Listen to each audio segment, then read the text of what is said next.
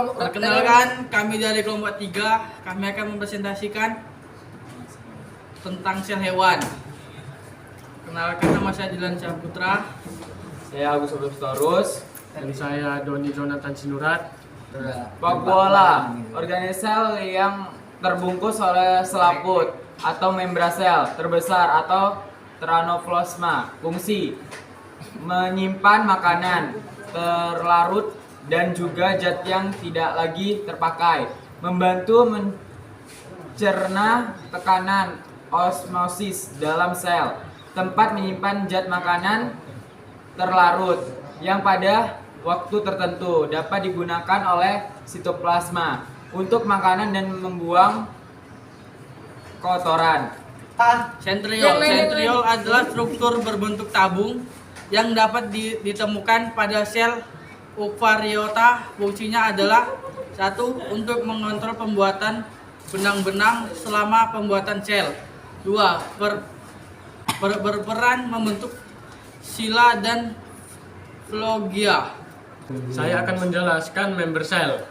Member cell merupakan pembungkus paling luar yang tersusun atas poin dan lemak.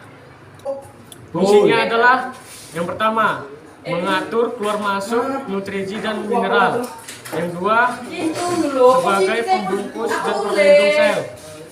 Yang ketiga, menerima rangkasan dari luar. Nukleus adalah daerah yang terdapat di dalam inti sel. Nukleus yang bertanggung jawab dalam pembentukan protein.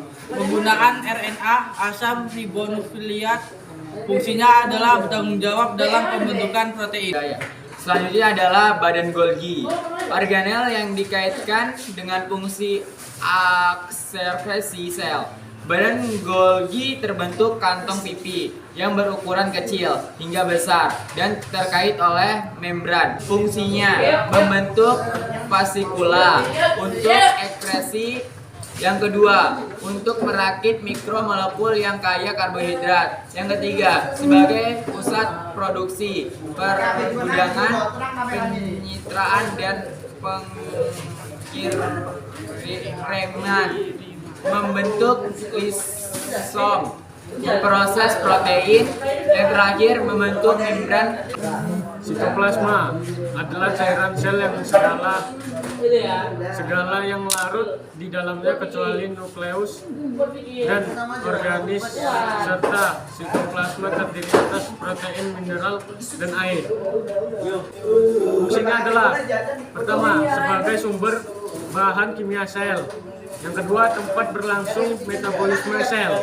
Nukleus merupakan inti sel yang mengendalikan dan mengatur aktivitas sel sejak proses metabolisme hingga proses pembuatan sel. Fungsi nukleus adalah 1. Untuk menjaga integritas gen-gen. 2. Sebagai pusat kendali seluruh sel. 3. Mengontrol aktivitas sel dengan mengelola ekspresi gen. 4. Menyimpan informasi genetik. 5. Tempat terjadinya replikasi, mengendalikan proses metabolisme dalam sel. Presentasi dari kami hanya ini yang bisa kami sampaikan. Kalau ada salah kami mohon maaf. Assalamualaikum warahmatullahi wabarakatuh.